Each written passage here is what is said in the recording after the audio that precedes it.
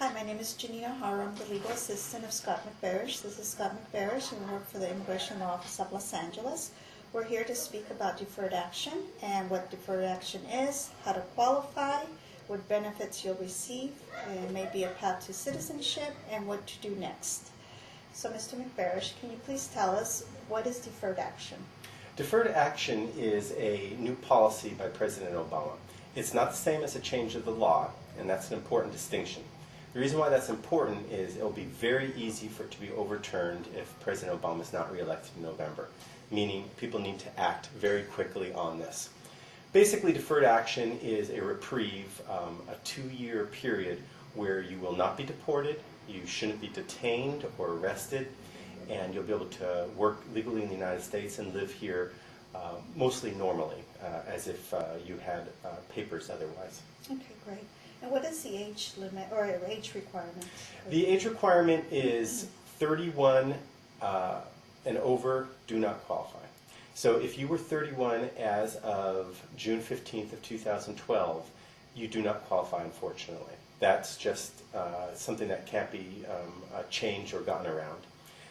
You need to have also come to the United States before age 16. And you need to be able to prove that, which we'll talk about in a few minutes. What are the other requirements? The other requirements are mostly that you've lived here continuously for 5 years, and again are able to prove that you lived here for 5 years, that you received a high school degree or GED, or are in the process of receiving one of those, again, which you'll have to prove, or that you were honorably discharged from the military.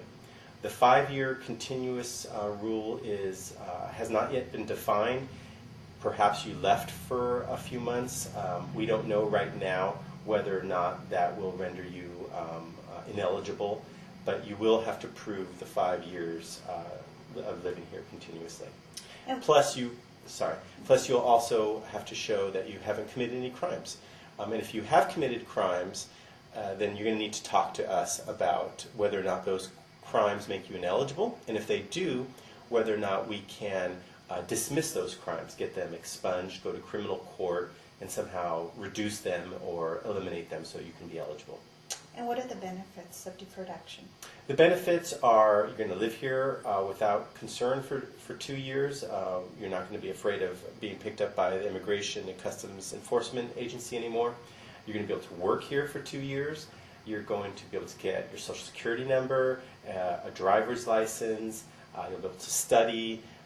Perhaps if you are a contractor, you'll be able to get licenses or other types of fields that require license. So at least for the next 2 years, it's a major change in your life.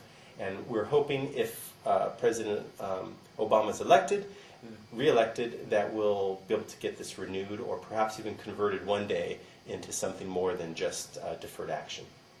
And what should we do next? The most important thing to do next is try to find out if you qualify.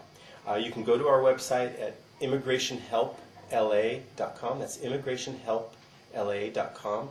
We have an application that people can fill out, and we'll be able to tell people right away if they qualify. And then the next part will be to start collecting the documents.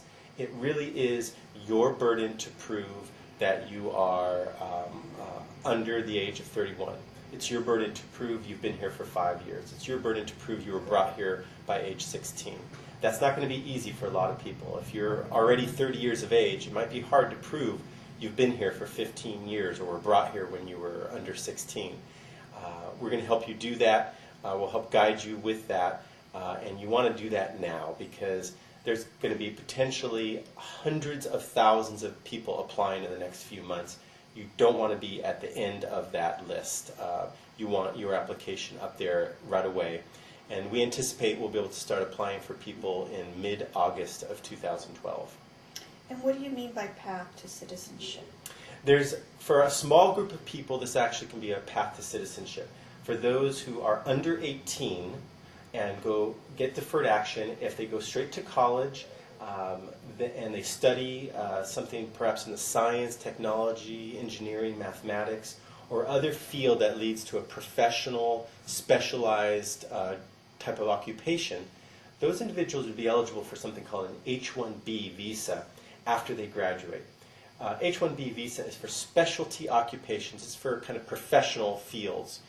With an H-1B, after a few years, you can have an employer sponsor you for a green card.